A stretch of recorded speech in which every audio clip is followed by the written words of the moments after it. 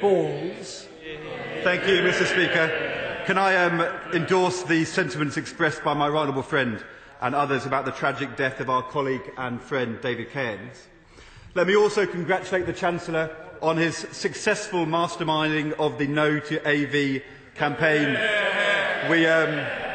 We all saw how much he enjoyed it over the last week or so, but, Mr. Speaker, now that political campaign is out of the way, perhaps he can drag himself back to his day job for a moment.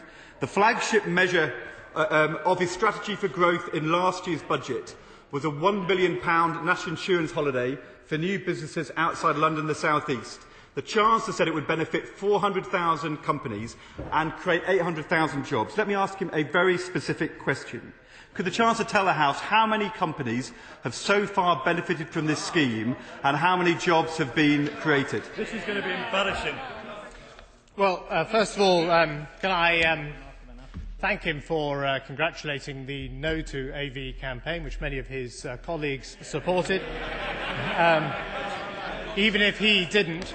And I can't help noticing that he had a big role to play in Labour's election campaign.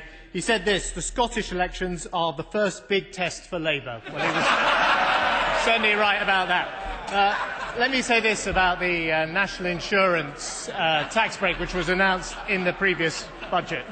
The take-up has been in the low thousands. That's something I acknowledged at the Treasury Select Committee. We're seeking to improve the design of the scheme. What we're trying to do is make sure that new businesses are more aware of the benefits from the scheme, and as a result, worked by HMRC, we expect take-up to increase. Ed Ball.